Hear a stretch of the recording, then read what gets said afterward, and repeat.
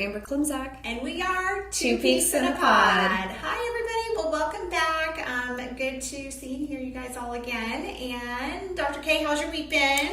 It's been good. We are getting our PACU and pre-op area all set up and our OR, so we've been doing some construction work today. Yes, that's right. Dr. K even got our new pink drill out and was doing some construction work, so I was very impressed. You are multi-talented. You can do egg retrievals. You can use a drill. I'm impressed. Not well. Okay, so I was very surprised because usually I'm the one who brings the pop culture clips to Dr. K, but she's going to bring us a little pop culture tidbit, and I don't know what it is, but let's hear what you got for us. So. Okay, so I do have some good friends that are really into reality TV. So one of my good friends, Katie, I'm sure you're out there listening. This is from Katie. So this was her suggestion. Okay. And I apologize because I'm sure obviously a real housewife is probably not going to be listening to our podcast, but I do not know how to pronounce her name. Okay. But she basically sent me this article. Okay, the lady's name, she is a real housewife of New York City. Jessel Tank. Okay. She has two A's in her name. Okay. Apparently she underwent IVF and she ultimately gave birth to twins as a result of fertility treatment. And I guess she was kind of opening up about what she had to go through in order to conceive her baby. Certainly a journey, as it is for many of our patients. And she had mentioned what her fertility doctor, I guess, said to her, or maybe she made this term up on her own, but this definitely made my friend Katie go, wait, what? That's not a real thing. And so she said that she had unidentified fertility object. What? Wait, so a UFO. I guess that's like if you wanted a medical abbreviation for unidentified fertility object, UFO. it was UFO. Okay. And so certainly my friend Katie said her ears perked up. Well, my friend's a fertility doctor. I've never heard of this UFO. So I haven't seen the episode, so maybe some of our listeners who have can maybe comment and explain a little bit more. But for you, Dr. Reed, I figured I can probably guess, what they were getting at, or maybe her doctor was introducing a little bit of humor into, sometimes in consults we like to spice it up with some humor. I'm not sure. But what do you think her diagnosis was? I know. Okay, this is a good one. I mean, first I have to say I'm really surprised that I'm not familiar with this story in this housewife already because I'm so into pop culture. But I'll admit I have not been watching the newest season of Real Housewives of New York. They call it RHONY, I think. RHONY. Okay. RHONY. All right. And they changed up everything with like an all new cast and everything. I just haven't been as into it. Haven't gotten into it like I have the older seasons. So I'm not really familiar with the character of the story, but I definitely want to look into this more. So I mean, I guess I could try to guess at some things.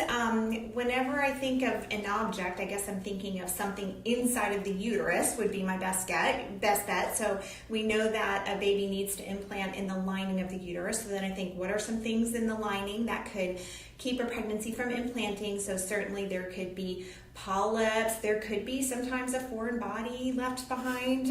Maybe if hopefully not. Yeah, let's say somebody had an IUD before. Sometimes I've heard when you get the IUD removed, like one of the arms of the IUD could be stuck in the uterus that needs to be removed. Maybe some scar tissue in there. So that's kind of my best guess. What do you think it is? So I scrolled down on the articles. I cheated a little bit because I didn't have time. I don't watch the episodes, so I don't know exactly what they get into with the episode. But then at the bottom of the article, they went into unexplained infertility. Oh. Okay. And so I was like, okay, maybe this is some sort of reference UFO, like unexplained. Okay. And so I'm guessing, it says later that she went through 5 rounds of IVF ultimately for her diagnosis, which is a lot. And we can talk about that too. Yeah, it's a lot of IVF to go through. But I thought unexplained infertility is something that we haven't really chatted too much about with our, for our listeners. And it's a tough diagnosis for sure. I think it's hard hard on us, the physicians, and it's hard on the patients to receive that information. So, Dr. Reed, what is unexplained infertility? Yeah, well, I guess I will start by saying that I know both of us, we're not really big fans of that term anyways, right? Because in my mind, there's no such thing as unexplained infertility. So if you've been trying to get pregnant and you're not getting pregnant, there is a reason why. But really, it's just we haven't found the reason yet. And I think for most patients, when you come to see us, we're immediately starting to rule out the more common things that are easy to see and discover. So, are you ovulating? How's the sperm? And how does the uterus look and everything? But there are so many things that happen on a microscopic or molecular level that we can't see. And I think those are the things that are often causing what we call unexplained infertility. Right. Yeah. What I tell my patients a lot is we've done all of the traditional tests, the evidence-based test for fertility, and we're not able to identify something, but that doesn't mean that something isn't going on that's causing subfertility. Most likely you have something, we just don't have the ability to test for it, you know? And we're getting better. We're getting more and more tests, and we're trying to be very judicious about which tests that we implement into our practice. So we definitely don't want to do unnecessary testing, right, to try and find an answer, but at some point we kind of have to say to the patient, there's something there. Yeah. We can't identify it with our tests, but it doesn't mean that our treatment options that we have available won't bypass whatever is going on and correct that factor, right? Exactly. Yeah. Some of the examples I give to somebody sometimes would be, you know, because let's say we do an IUI cycle. It looked perfect. She grew, let's say, 2 to 3 follicles. Her lining looked great. The sperm looked great, and it didn't work. And she'll come back, and she'll be so sad, and I'll be sad. And I'll be like, why didn't it work? We did everything right. But here's an example. Let's say the sperm swam all the way up to the egg, but the shell of the egg was too hard and the sperm could not get through that shell, okay? That is something I never see in an ultrasound. I never see it on an exam. We would easily overcome it with IVF because with IVF, we inject the sperm directly through the shell into the center of the egg. And so we wouldn't ever technically diagnose that, but it is very clearly a reason why some people may not be able to get pregnant. Absolutely. And then I have another example too, because I think this is really fascinating. So I'm sure during an IUI, sometimes you've had people where when you put the tube in, they'll tell you, point it to the right or point it to the left, right? Yeah, and you really can't do that. You just have to put it in the middle. But there are studies that show, you know, because I would have thought if you're injecting the sperm into the uterus, probably half go to the right and half go to the left. But there are some studies showing that more of the sperm tend to go to the side that has the egg or eggs in there. And of course you'd say, how would the sperm know how to do that, right? So what we think is that the egg releases a chemoattractant that the sperm can detect and the sperm can swim to the egg. But then you have to ask yourself, well, what if there's something wrong with the eggs and they don't release that chemoattractant? Or what if the sperm doesn't know how to sense the chemoattractant? Either of those could be reasons why somebody would not be getting pregnant with a traditional IUI cycle, because it's just the sperm and the egg never find each other. We'd never be able to see or diagnose that. But again, it's very easy to fix with IVF. Absolutely. I think like the even easier one that I always cite to people too is simply we don't really check for cervical factor infertility anymore. It was something that people actually used to check for, but we don't do it any longer. And then if you introduce a very simple IUI insemination, really not a very involved treatment option, we're bypassing the cervix. So we're getting that sperm all the way past the cervix. So maybe a woman's cervix has certain mucus or channels that are preventing a lot of sperm from getting up into the uterus and able to go into the fallopian tubes. But when we place millions of sperm past the cervix, we have a lot better chances that sperm and egg are going to come together. Yeah, and absolutely. And I think, you know, the vagina, the pH of the vagina is so harsh. And in some ways that's a really good thing because we want the pH of the vagina to be able to kill off bad bacteria and things like that. But sometimes the pH of the vagina is so harsh that sperm have trouble surviving. And usually sperm can only live for 1 hour in the vagina. But the uterus is much more friendly to sperm, and sperm can usually live for days in the uterus. So if you're able to bypass that treacherous territory, you've got more of those sperm that are going to have better chances of getting to the target. And that's why IUI is something that can definitely help patients that have had unexplained infertility where they've just been trying on their own. they're ovulating at home, it's not working, and so maybe we need to get past that area. And I will say too, you know how when you're doing an insemination, sometimes you're putting the little tube in and it goes really easily, but sometimes you have trouble getting it through. Absolutely. And in those cases, I'm almost like, you know what, I think especially in your case, this is going to help, because imagine if you have a garden hose and it's kinked and nothing can get past there, then, you know, obviously that's an issue. But if you're able to get past that kink, then that can definitely increase chances of being able to get pregnant. Absolutely. I have an interesting anecdote for a patient. I told you I think about her, but I had a patient come see me, and she was amazing. She was such an advocate for the type of care that she wanted. And I sat down with her, I think on a Monday, did a full new patient consult, and she looked at me and she said, I'm actually ovulating tomorrow. I really just want to do a natural cycle IUI, like a natural cycle insemination. I don't want to take any medication. I just have this feeling that I need an insemination. And she had, I guess, spoken to some other doctors. No one was willing to do this, because a lot of people would say, well, that's not going to be very effective, you know. But at this point, we couldn't do much, right? She's already ovulating, so it's not like we could really add in any ovulation induction. I said, sure, I'm happy to do it for you. We did the IUI that week and positive pregnancy test. Like, I mean, and sometimes it's just that. You just have to get past the cervix. It's amazing. And this patient, I don't know how she knew, but she knew. She had a gut feeling about it. Yes, absolutely. Well, I think it's interesting too.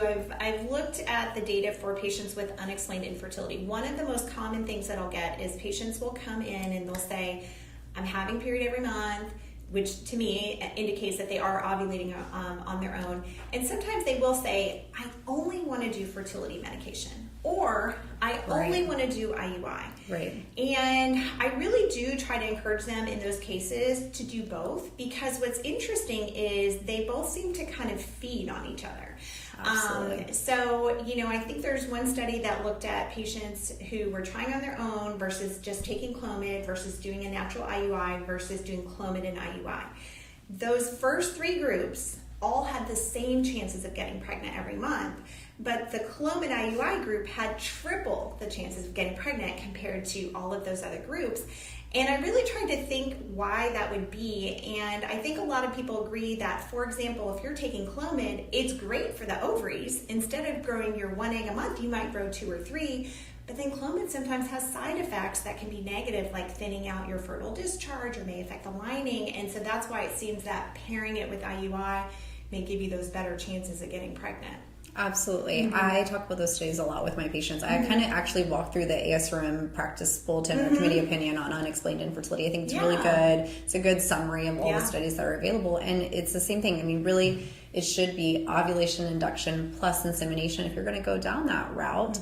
Although that's not the only option, but those patients, compared to just trying timed intercourse with ovulation induction or just natural cycle and inseminations, had much higher pregnancy rates and time to pregnancy, most importantly, which sometimes, you know, patients, I don't think on the first consult really think about that as much. And then once you kind of get going and you have a couple of cycles that don't work out, time to pregnancy is really important. It's the mental game of fertility, right? The sooner we can get someone pregnant, I think it's helpful, because having this failed cycle after failed cycle, you kind of get in this negative mindset that you just feel like nothing's ever going to work. Yeah. One of the things that I've really found too with patients that have unexplained infertility is, because I know it brings a lot of anxiety and stress, and my patients are always so well educated. By the time they've seen me, they've done all the research online and everything, which I think is great. But there's only so much you can tell on your own. And so when I'm able to walk them through their whole cycle and get to show them on the ultrasound, it seems to really be a big stress reliever too, of me being able to say, look, you do have follicles on your ovary, and let's watch those follicles grow, and this is how big they are, and this is how thick your lining was, and this is your pattern of your lining.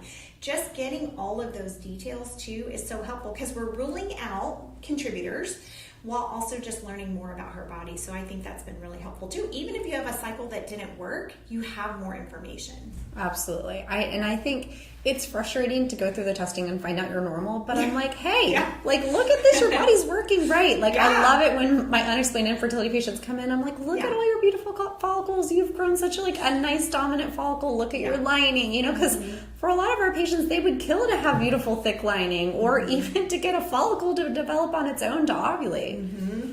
Absolutely. And I think too, that's something I try to walk my patients through, but for the stress of it is just understanding that, there's something that they call toxic positivity, okay? Because of course you want to avoid being negative, but you also don't want to tell yourself something that may not come true. You don't want to say this cycle is going to work because it may not work. Even we don't know if it's going to work sometimes.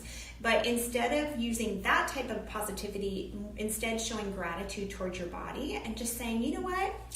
Maybe this isn't going well, but look at my uterus, it's looking so great. Or you know what, look at my ovaries, I grew some eggs, and really just trying to counteract any negative thought you have with gratitude towards how hard your own body is working for you through the process. 100%. I think you and I feel similarly too, that we always try and focus at like the major end result, right? So like if someone is doing IUIs or inseminations and they've chosen that route, even though, the first 2 cycles you may have a negative pregnancy test, Dr. Reed and I have an overall global understanding that, hey, at the end of 3 or 6 months, your cumulative pregnancy rate is probably pretty good, right? So it's keeping in mind like that's the end goal, right? It's the end of whichever treatment option that you've decided, or ultimately running out of all of our treatment options, right? Or, that's really more so where we feel nervous, right? But we have so many other ways that we can manipulate cycles.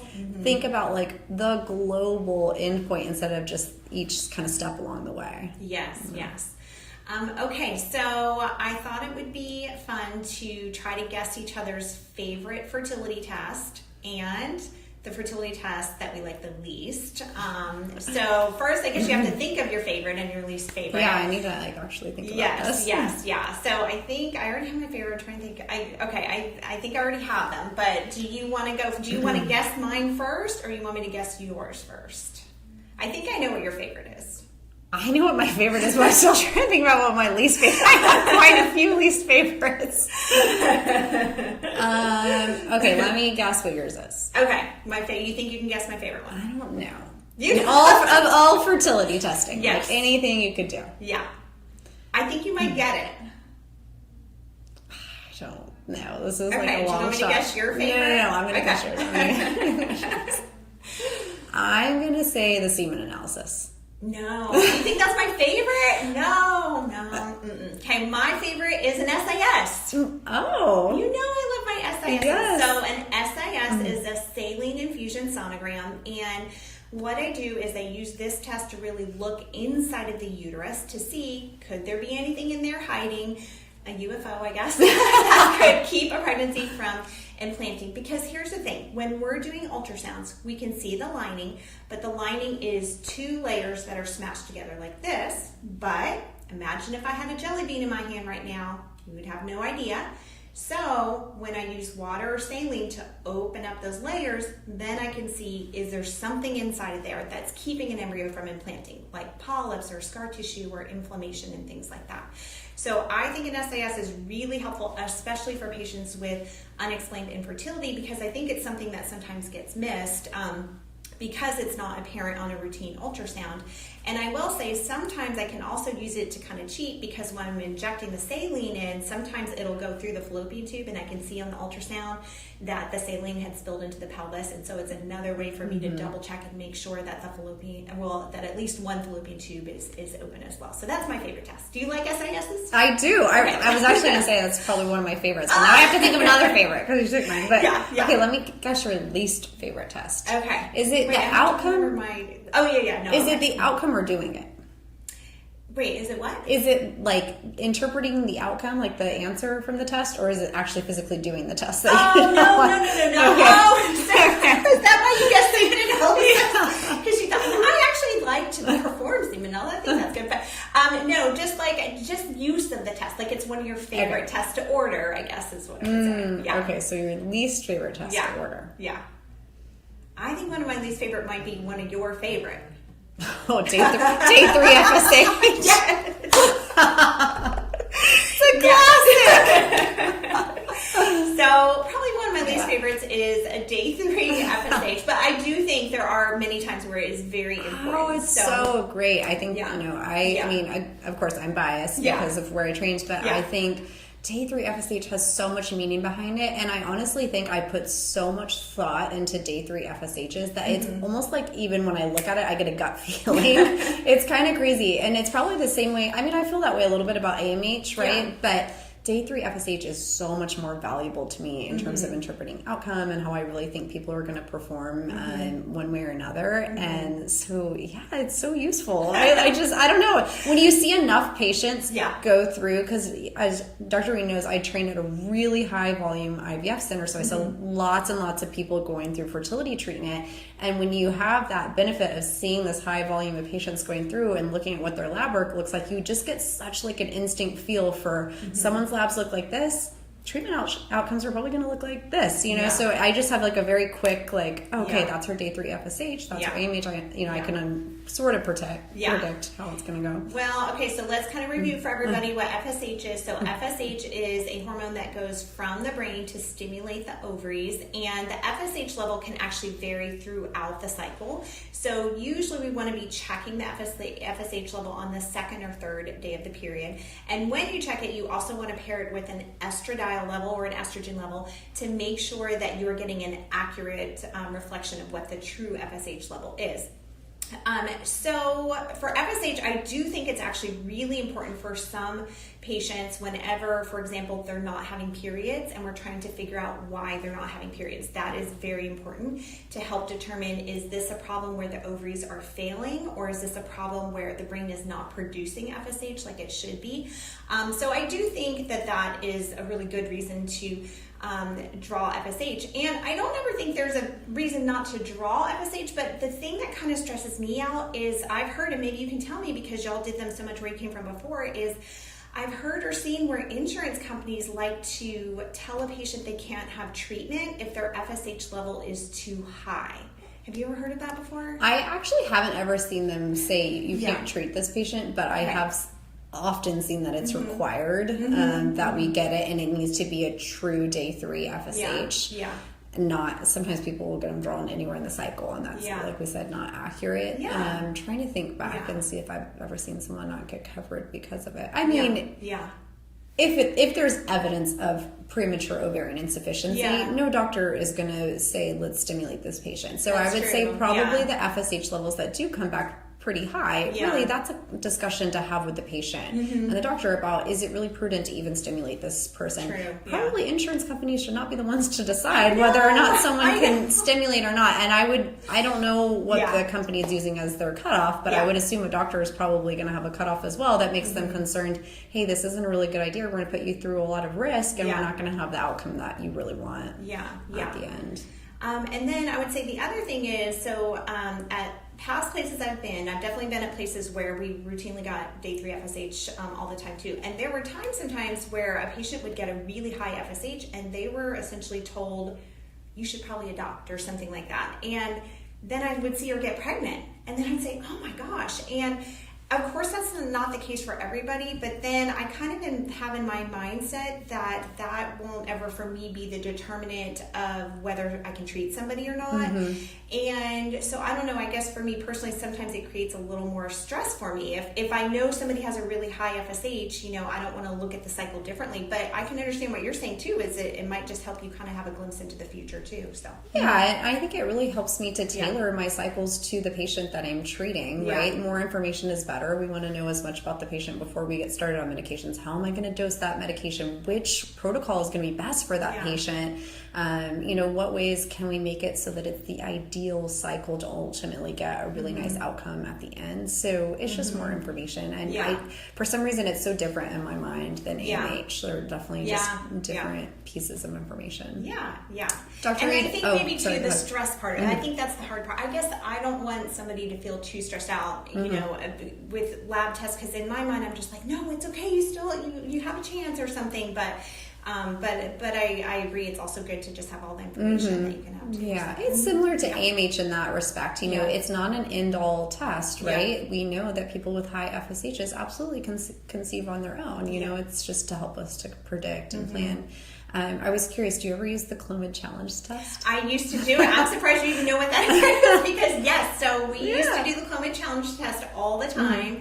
And so for our listeners, what you used to have to do is you would get a baseline FSH and estradiol, and then you would be put on Clomid for 5 days, and then we would recheck the FSH later to see how it changed, and there were certain ranges where, based on how you responded. as to also, and really at the time they kind of used to see, are you a candidate for treatment? You know, but yeah, then they said it doesn't. People should stop doing that. Is what they said. I think because we did it when I was in residency, which was a long time ago. Yeah. And really, by the time I was practicing OBGYN, it really had fallen out of favor by then. So, yeah. Okay, so then, do you have your favorite and least favorite in mind? Now let me think of a new favorite. I know that's because that's what I was thinking was going to be your favorite. Okay. I don't know. Okay, just I guess what you think would be my favorite. I guess day 3. Tell me what you think my least favorite would be. Vitamin D.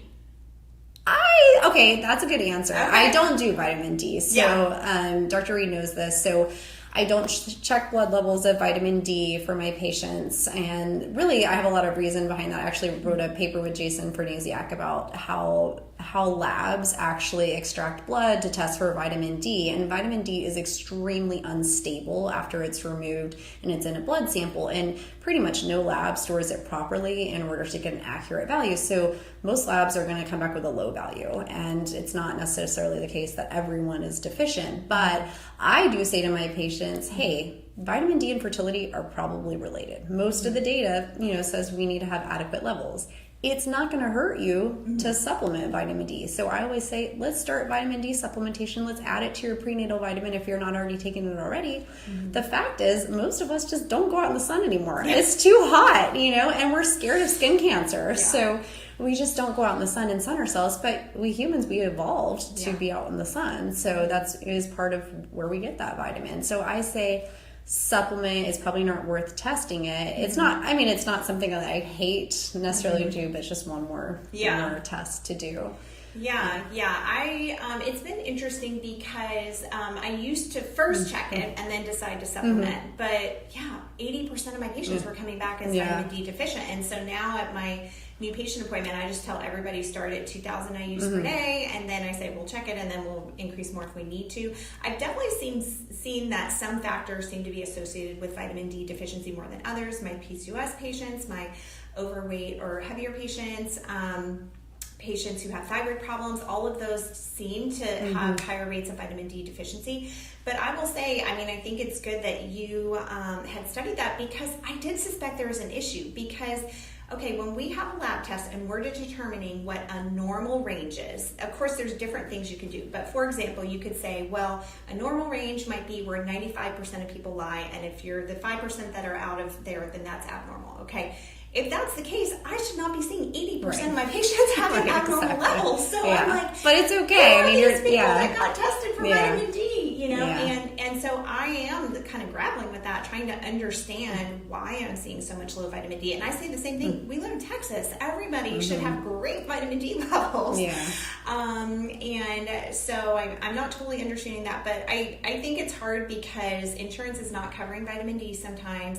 And it's because they're saying, look, there's not necessarily good data showing that we should be checking or treating. But then we do think, well, maybe vitamin D deficiency could be associated with, for example, growing fibroids or things like that. The thyroid research is really compelling, actually. Most recently, in a lot of the conferences we've gone to, I've seen a lot of presentations on the relationship between women who have fibroids and low vitamin D levels. And it's just such a simple remedy. There's not really a whole lot of risk to going on vitamin D supplementation. So if you're out there listening and you know that you are, your mom has a lot of fibroids, or you have fibroids, why not supplement?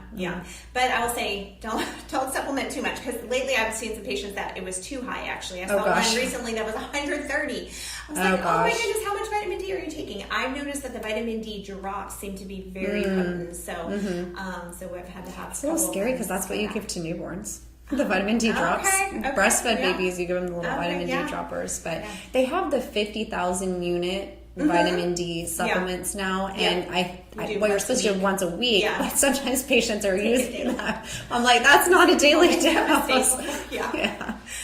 It is nice if you can't remember to take a supplement daily. You can just take one pill once a week. Okay, have you thought of a favorite? Let me see. A favorite test other than the saline sonogram.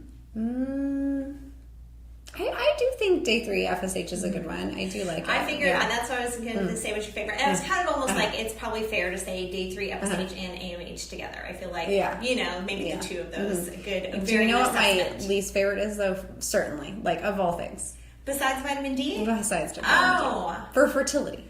No, I don't. Endometrial biopsy. Oh, you don't like pretty much anything. Yeah, well, for probably multiple reasons. As I was saying, the one that you hate to do that. So first of all, endometrial biopsies, it's like torture for patients a lot of the time. It's just so uncomfortable, and like someone needs to bring me some really good data to show, like, hey, this is where you need to be doing it, and this is it's going to change your outcomes. Before I do that to my patients, I hate doing biopsies. I've never had to have one myself. Have you ever had to have a biopsy? I mean, I probably should have had one. I'm non-compliant because I'm scared to get one.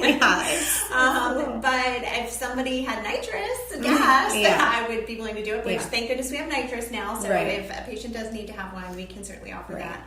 I should clarify, sometimes I think endometrial biopsy does sound a little bit scarier than it is, though, too. So, an endometrial biopsy, the beginning part sort of feels like getting a pap smear. So, we put a speculum in, and it's not like we're taking anything sharp to your uterus. It's a small, almost like a catheter, a small tube that we use, and we pass it in and out of the cervix, so it's touching the uterine wall, and we're taking a small sampling of the lining of the uterus. So, it's not sharp. We're not using any sort of like traditional biopsy like a lot of people think of.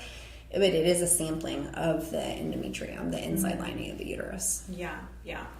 Actually, since I brought up nitrous, I wanted to bring up a couple things for you about that. So, of course, we were on this mission to take the fear out of fertility testing and treatment, and a big part of that is introducing nitrous gas into our practice and really encouraging others to do the same.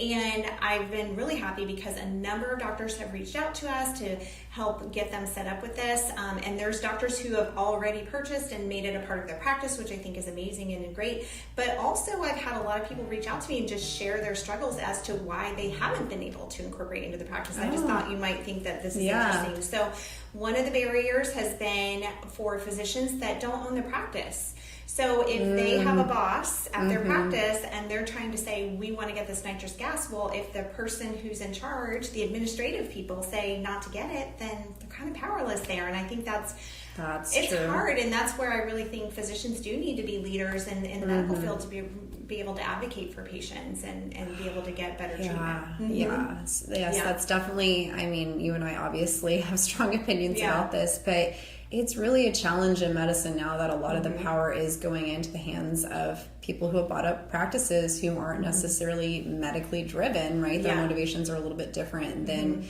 the old owners of practices who were traditionally medical. They knew the ins and outs of treatments and the utility of these extra add-ons and things like that. So can definitely drive the level and the type of care down. So that's unfortunate. And then another reason they've given me is they just didn't know how to do the billing for it for insurance and everything. And this is the hard part. Insurance doesn't even have a code for this. So you can't bill for it. And so that's hard, and patients end up having to pay out of pocket to get the nitrous gas. But then, some of the providers are worried, am I able to bill for this? And they're just kind of worried about the different legalities of it. It's interesting because there's a dental code. I was going to say, how do dentists? There's a dental code for nitrous. There's not a medical code for it. Very interesting. And so I know some of them are kind of trying to sort that out in their practice and everything too.